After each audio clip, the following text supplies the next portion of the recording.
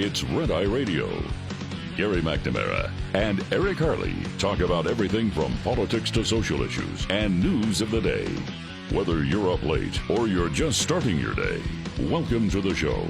From the Uniden America Studios, this is Red Eye Radio.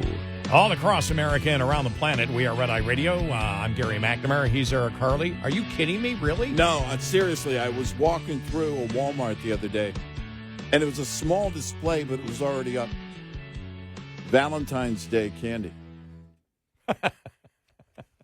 I'm like, is this clearance from last year, or Really? are we really? And do you love a person, really love a person, if you're going to give them 2-month-old chocolate? Yeah. Probably not. You probably wait, get the fresher chocolate, I'm thinking, if you really love them. I remember when I remember when my father put up the Christmas tree on Christmas Eve. Yeah. Isn't it amazing how things have changed? The 15th. It's Yes, and for then me it became December 15th because Yes. my dad was military, and so payday was on the 1st and 15th. And so they always had to wait until the 15th. Well, I think it was the kids that, because they'd put it up. Well, growing up in a very, very Catholic family, they put it up then and kept it up to the Feast of the Epiphany, which is really interesting because a lot of people, as soon as Christmas is over, it's done. It's like, well, that, you still got, January 6th, I think, the Feast of the Epiphany. And it's just like, well, actually, that's the full Christmas season. People have no problem putting their tree up November 5th. But December 27th, it's down. Yeah, I don't take my stuff down that fast. I like to because we're off that week. Yeah. I don't take it down until usually the 1st or 2nd. Yeah.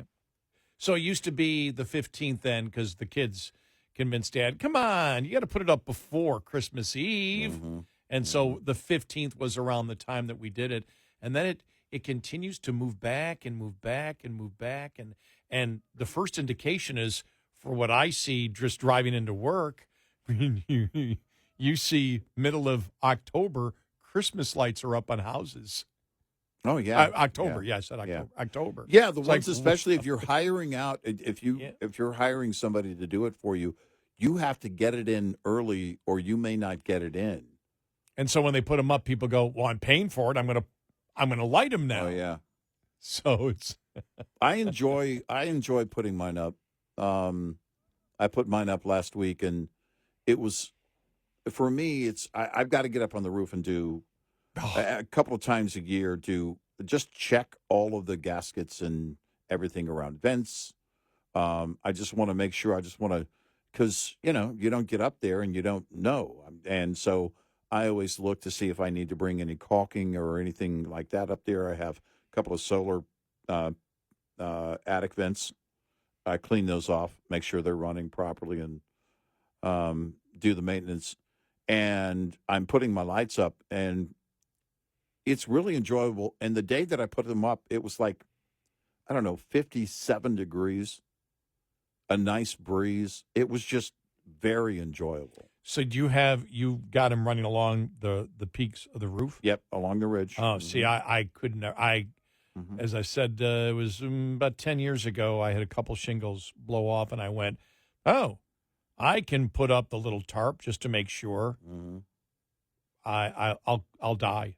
Yeah. My roof is much too steep, so I don't do anything with. I don't touch. I'm too old to hang out on the roof.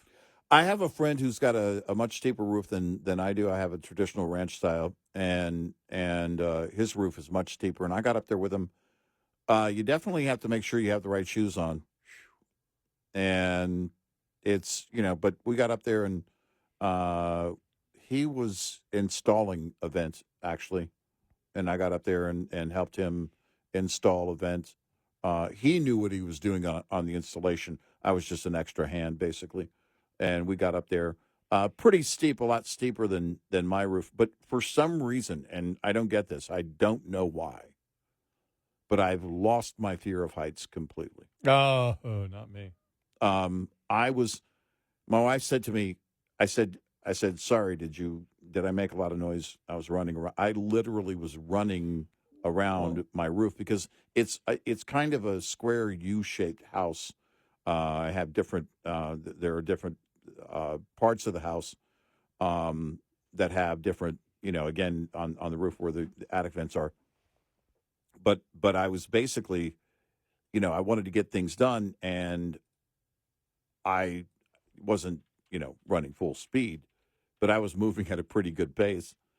And she said, I couldn't tell if you were in distress, and because I heard some noise when you were during that part. And I didn't know if you were in distress and needed me. Did you see me walk out? I said, yeah. And she just kind of looked up and then went back, but I was working. But I've lost my fear of heights. Now, what do I have? Because I have no problem being in an airplane. I mean, an airplane's fine. I mean, when I flew with the Thunderbirds, I did everything, took the 9Gs, but flying is no problem. But you put me near the edge of a roof, I can't stand it. Now, I cannot. So, having said that, if I were in that building in that one Mission Impossible, where was that? Dubai? yeah. Okay. Hanging on the suction cups? That makes my stomach turn just watching it in a movie. Because, and I think the difference would be on my roof, I have a heck of a lot more control. You do have to be careful. Again, you got to make sure you got the right shoes on, because I have, the shingles that I have, like everybody, they have lots of grit on them. They're gonna hold, but you can still slip, and if you're not comfortable doing it, you really shouldn't do it, because the problem is that if you're not comfortable, you're if you've got fear of heights or anything like that. At one point, I had a fear of heights where going up the ladder into my attic, I get to the top of the ladder. If I look down, I'd get just a bit dizzy. It would just make my head swim a little bit. But that was, I don't know, that goes back 30 years. I've lost it over the last 30 years. I don't know how. For me, like I said, no fear. And even when I was in with the Thunderbirds in an F-16, the flight deck, the cockpit, I mean, you've got it goes all around you. You feel if you've never been with the most people haven't. If you've never been with the Thunderbirds in an F-16, when you're in an F-16, it feels like you're the coyote on the rocket chasing the Roadrunner. That's what it feels like, because everything is right there. That didn't scare me at all. Right. That didn't scare me in the slightest. No. Flying commercially, I have no problem. Oh, the year after the helicopter, I mean, where you're just basically looking, I mean, it's right there. Now, the windows, right on the window. But helicopters scare the daylights out of me. Yeah, I've never had a fear. The ski lifts. I've never had a fear on those. Absolutely. I get on a ski lift. Skiing, I had no problem. Go down the biggest hill. It didn't matter. I could almost kill myself 50 times. Didn't matter. Put me on that slow ski lift, even if you're just 20 feet off and you're just hanging there like that, scares the hell out of me. Yeah. I don't know why. Cable cars. One time I was invited, when I lived near Niagara Falls. In fact, that's where I started to talk radio, was in Niagara Falls, New York. Had an opportunity to go on the cable car that goes across the whirlpool on the lower Niagara. There's like the whirlpool section. It looks like a whirlpool. Yeah. It really isn't one, but it looks like one because the water's turning in it. I can't do it. And it's a big cable car. I can't. I have a fear of hanging. Well, there at South Lake Tahoe, the Heavenly Resort has those where you can go up the mountain and then you get out, and because it's a ski resort. In the summer, it's a resort. In the winter, it's a ski resort. But you go up and there's a lookout at the top of the mountain, but you're in that cable car going up. And I've never had a problem with that. I've never had a problem on the lookout. I've been on some of those very high transparent bridges, where it's a very thick plexiglass is what it is, and you're walking across it. Those scare the daylights out of a lot of people. A lot of people can't do that because you're basically the idea, because it's transparent, is you're looking straight down through the floor. It looks like there's nothing there. But I've never had an issue there. That bridge in China that they show, the walking bridge, yeah, where it's all glass and you can look right down and it goes about 1,000 feet down. There are a few of them in America, and I've been on a couple of them. And I don't know if I don't think they're that high, but you're looking straight down, and it's probably 7-8 stories. The one I was on, the tallest I was on. Over the last 30 years, and by the way, I've done that in this period of, whenever I lost my fear of heights, I've done all this. Before that, I probably wouldn't have, in fact, didn't venture out to do that, any of those things, and probably because of my fear of heights. But I just don't have one anymore. I don't know what happened. I really don't. I'm not sure. Yeah, so I don't know what I have a fear of. Yeah. Because it's not heights. Well, no, I think it is natural. I mean, again, if I were looking over that very, very tall building, or when I watch the free climbers, rock climbing, that's insane to me. That's insane. I can't get too close to the. Now I used to work on like the 15th floor of a building, and the windows are right there. You look down, and it was like, okay, a little bit of anticipation, but I can't. If it was out in the open and I looked over the edge, or I'm standing at the edge. What is that place? Is it the place in Chicago where they got what building has it in Chicago where you walk out and you actually walk out into like this glass bubble and you can look right down? Yeah. I don't know if that's Chicago, but I've seen it. I think it's Chicago. Yeah. Okay. I couldn't do that. Yeah. That I can do. Didn't Ferris Bueller do that? Did he? I think Ferris. Maybe. I think they went to that. I think it was Ferris Bueller. Yeah. Yeah. I can't do that. I could not do that. I can do, but if I'm on the roof of that same building, looking over, I need to be. If I could do it slowly, and nobody needs to be within 10 feet of me to do it. And inevitably, you got that buddy that runs up and, pretends like he's going to throw you over. That drives the daylights out of me. I can definitely look over the side for a moment. That's about as far as it gets. I used to, the highest, because I used to be a pretty good diver, swimming, 3 meter, I could, go off of. I think one time I went off the 5 meter board. I could do it, but I didn't I went quickly. I could do it. And once I was in the air, I was okay. Right. But standing on the board, no. Yeah. And I could not. I was not one to sit at the edge, like they see to do the back dive, the back flip. That I couldn't do. Yeah, right. Any dives I did I didn't trust myself on the flips or the maneuvers. Being up that high, if I was over water, and that probably came from my lifeguard training. Yeah, I had no problem doing the flips. In the air didn't bother me. I could never do. I can do a flip, but like a backflip or doing something where it's impressive, where these divers, have done it, and just doing anything that's fairly impressive. Well, I can't do. Let's go find a 5 meter diving board in a pool, and we'll do it this weekend. Okay. There won't be a show next week. Right. Exactly. 86690 Red Eye. This morning's USDA Farm Report is brought to you by Howes Products. Tested, trusted, guaranteed since 1920. According to this week's new USDA farm income forecast, when producers close the books on the 2024 production year compared to 2023, farmers will generally receive lower prices for their crop commodities, but higher prices for their animal and animal product commodities. But it all leaves overall U.S. net cash farm income down from last year. This from the head of USDA's Economic Research Service, Spiro Stefano. Net cash farm income is forecast to be at $158.8 billion in 2024. This is a 1.1% decline from 2023. This decline coming in spite of an 8.4% increase in cash receipts for animal and animal products and a projected 1.7% decline, a rare decline, in farm production expenses. Gary Crawford reporting for the U.S. Department of Agriculture. This report brought to you by Cenex Fuels and Lubes.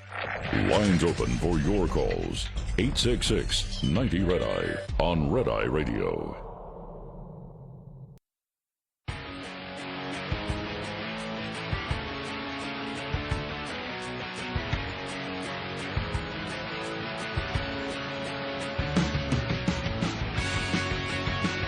It's Red Eye Radio. He's Eric Harley, and I'm Gary McNamara. I want to make sure we get this audio cut in because Tom Holman, I think, is doing a great job promoting the fact of why we need to get a handle on immigration in this country. Yeah. He was on News Nation with Chris Cuomo. Here's what he had to say. You get it. Well, I'll be there any offer you make. I'm trying to talk to as many people as I can about what we're trying to do and why we're doing it. And children are the big reason I get emotional. I'm so serious about this issue. I'm tired of children dying in that border. I'm tired of children being sexually assaulted by some animals in these cartels. I'm also tired of 300,000 children that were released into this country by this administration that they lost track of. That's one of the things Trump committed to, is we want to try to find these kids. And some of them will be in human trafficking, some will be in forced labor, some will be in forced sex slavery. We got to rescue these kids and get them back to their families. That's why I fight so hard. It's about children. It's about death on that border. While you and I are talking right now, there are females being sexually assaulted by members of the cartel as part of their payment to get into the country.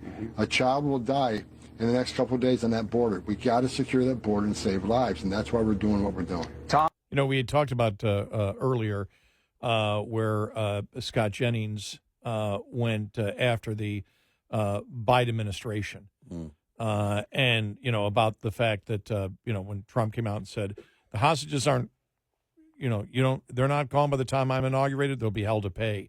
And the fact the Biden administration didn't give a damn about the hostages, never made it any type of priority at all. Right. And the same thing with the 300,000 missing children, where they unaccountable, they don't know where they are.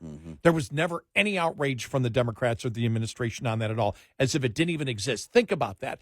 Think about the rot in the Democratic Party, how evil they've become, where 300,000 children go missing. They're unaccounted for. They don't know where they are, and there's zero outrage from Democrats. Zero. None at all. None. It's insanity, and their focus is on we should be able to mutilate children and do things that are irreversible to children.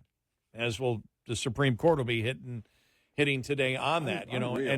And I do want to play, because I in case you haven't heard it, because it's really worth hearing. It's a short audio cut from Scott Jennings on CNN talking about the fact that the administration never cared.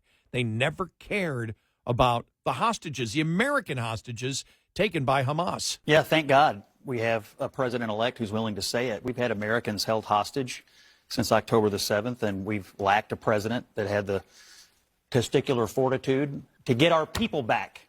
This is outrageous that these Americans were taken and murdered, and we've basically stood back and given lip service to both sides, this and that. I want to hear. It's wrong. And this is the wages of weakness of a weak president. All the things you just listed, it's because we have a weak America.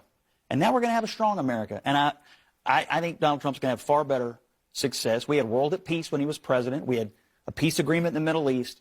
But when you take Americans hostage and you murder Americans, you better damn well know the President of the United States is going to do something about it, and we've not known that for 4 years. I don't think it's necessarily weak. I think it's immoral, evil, whatever you want to say. Yeah. But the no concern about the 300,000 unaccountable children in the country, to allow that to happen and no outrage at all, and the hostages, we don't care, reprehensible.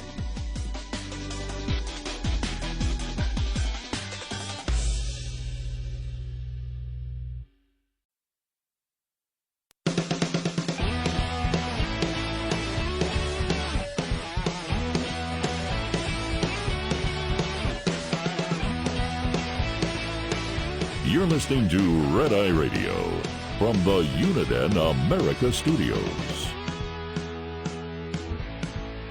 And he is Eric Harley, and I'm Gary McNamara. Welcome and good morning. Download our Red Eye Radio app today, and you can listen when and where you choose. And thank you. Yep. So we haven't talked much about it. The Daniel Penny trial in New York. I saw Dershowitz say yesterday that the villain in this case is Alvin Bragg, and he should have never brought the case, and he should not have brought the case. Right. If you've seen the testimony of these witnesses, that were there. The transcript of the testimony of the witnesses. Yeah, they were scared to death, and I can't imagine. I know. Dershowitz was surprised that they weren't out in an hour with the verdict. But I cannot see how this jury could find him guilty when he was attempting to protect those people on the subway and the drugs in the system, the condition of the perpetrator, the actual physical condition of it, certainly led to his death. But this was somebody that people were scared to death of. They thought they were going to be seriously harmed on that subway. Right. And you're talking, here in New York City, you're talking about a jury of your peers that take the subway. Right. And that have also seen the rise in crime and, in recent years. Look, you had to go back and before Giuliani became mayor, look, crime was getting way out of hand. It was a lot like what we're seeing today. So you have to go back, if you think about it, you have to go back a generation. And a lot of people that are living in New York remember that, but some are too young to remember that, and this is their first experience in the surge of crime, is my point. And so everyone sees it differently. I mean, everyone sees it out there and experiences something different, but everyone definitely sees a rise in crime in New York City. You saw the story, was it earlier this year? Steve Buscemi was attacked. A lot of celebrities that have said, I don't feel safe in New York City anymore. But when you have a jury of your peers, these are people that have, that live there, and they've experienced the same thing, this rise in crime, and they know what's going on. I guess we'll see where it goes, but, I mean, what was he supposed to do? Sit there and wait for somebody to be injured? Are you not supposed to act? Can you not protect people? I can't imagine a jury hearing that, because, look, there's no, number one, calling it, the second-degree manslaughter. I think, if anything in that particular case, if you were going to throw a charge, because you and I have talked about this before, and again, I haven't sat through the entire process of the being on the jury, but what I can tell from what I know about the case, the maximum penalty for something like this, the maximum charge, if you were going to file a charge, would be negligent homicide, would it not be? Yes. Right. Where and you I'm didn't intend to kill. Right. I don't believe, from what I know, I don't believe that's justified. Right. But that's the maximum. That would be, if you were saying, okay, all right, you didn't have to do this, you went too far, that would be negligent homicide. There's no way it rises to second-degree manslaughter. Right. I just don't think that the jury, hearing the testimony, and again, reading some of the transcripts of those witnesses on the actual train and the description of their testimony, I can't see a jury who the majority of them have probably been on the subways, because if you live in New York City, you're on the subways. Yeah. I just cannot see a conviction. I just can't. I cannot see you getting that number, a unanimous jury on that particular case. Mm-hmm. Maybe it'd be a hung jury, maybe one juror or whatever. Yeah, maybe. But I mean, this is where and I look, I'm very hesitant to ever advocate for ethics charges. Saw Dershowitz say he should be brought up on that ethics charges. Doing what he did to Trump and now here, completely uncalled for. He's going outside the bounds of what a prosecutor should do. Yeah. So well, and it is very clear that he's doing that. He's doing that for political purposes. And look, he's a politician, and everything you can say is for his political career.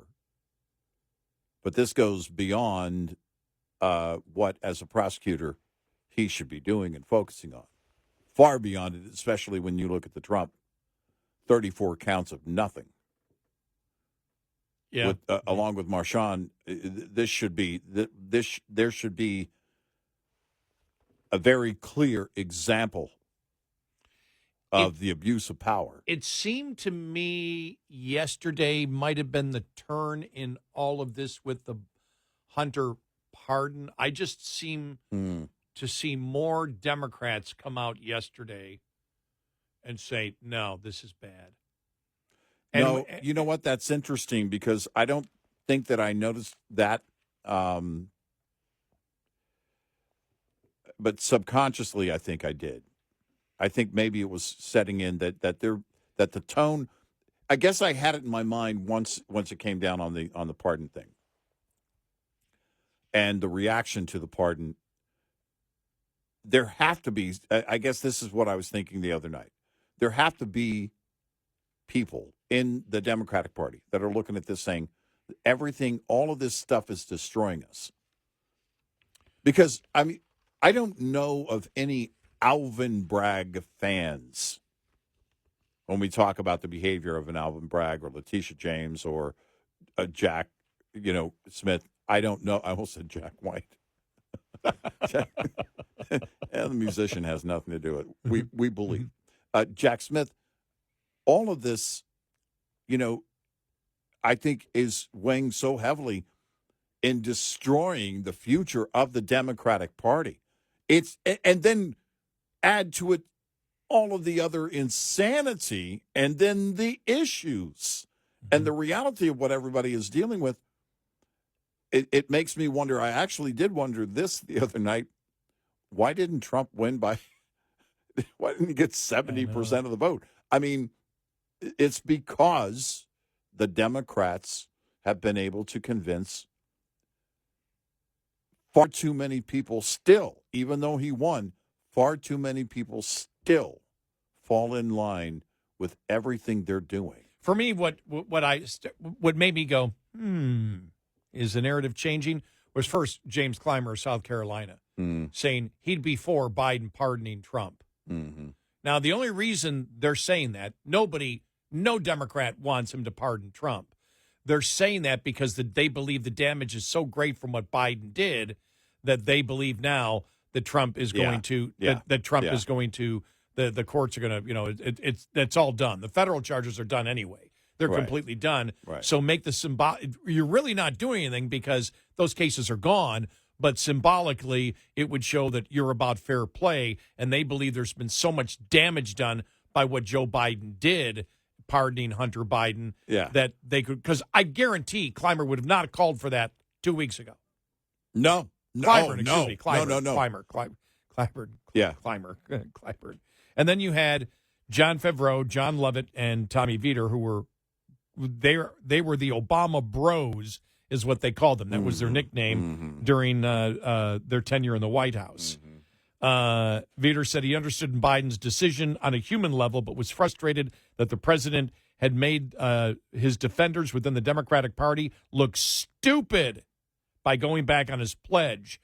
Now everyone looks stupid. Everyone looks like they were full of the S word. And Republicans are now going to use this to argue it was politics as usual when Democrats warned of Trump's corruption or a threat to the rule of the threat of democracy. And I think that's the piece of this that I'm most frustrated with. which is Joe Biden looking like a typical lying politician.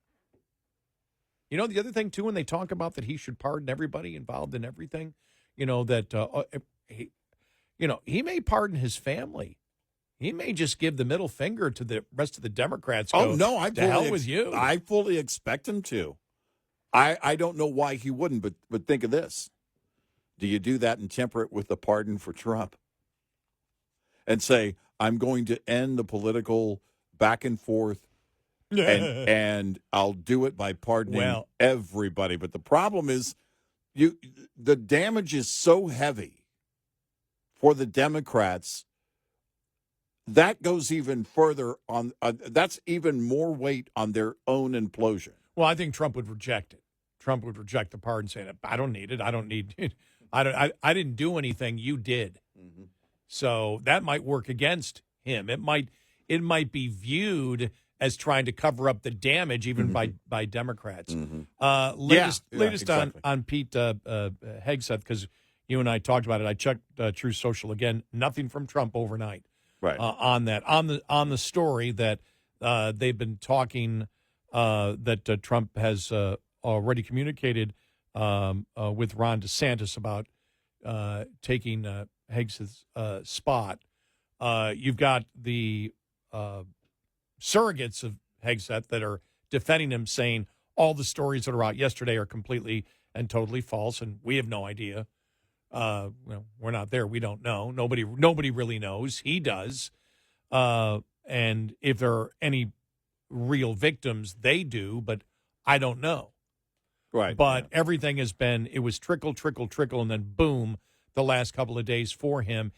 Then the Bulwark came out talking to Republican sources. Again, it's a source story saying they've had serious discussions. Yeah. They've had said that Trump and that one just out in the last couple of hours. If those are true, if those stories are true, and I don't know whether they are or not, but the indication is you now have multiple stories out, and Trump has not commented and said, no, that is not true. From what I've seen, and nobody in his transition has said, no, that's not true. We're sticking behind him. That's a problem. Because if the story's true, they're going to, he's going to, walk away, I think. Yeah. I think Hegseth's going to walk away. If these stories are true, it's over. I think if it's over, we're going to hear something from Hegseth as early as today. It might be, yeah, because you're not going to let this float. Well, it got really loud last evening, and when it did, you tracked, as you mentioned, you tracked it on Truth Social to see, all right, is there any statement from Trump or his team there? Is there anything going on? None of the stories said that, were updated along the way that said, the Trump transition team said it's not true, nothing like that. So if they don't issue a statement saying it's not true, then just wait for it. It's a matter of time, and it will happen before the weekend, I believe. 866-90-RED-EYE. Get in touch with Red Eye Radio, toll free at 866-90-RED-EYE.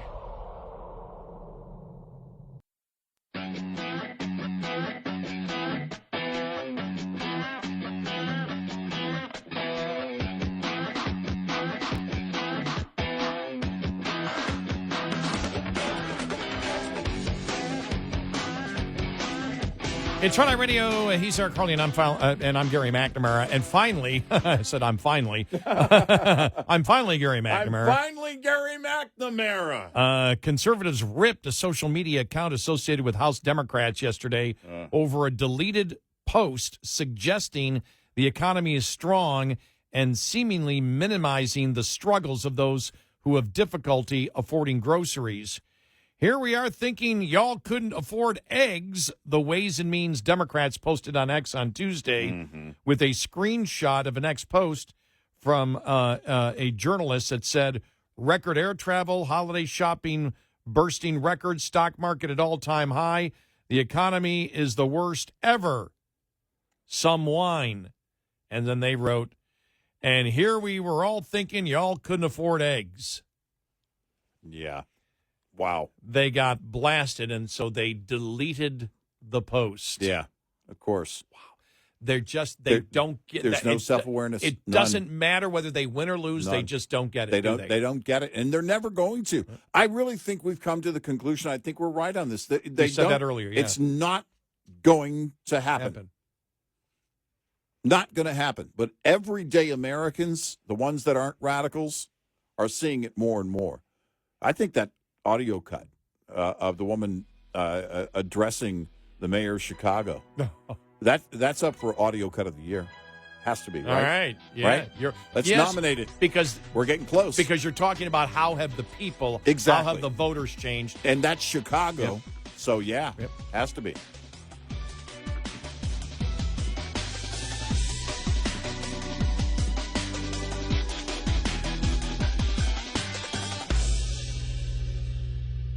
This is Red Eye Radio on Westwood One.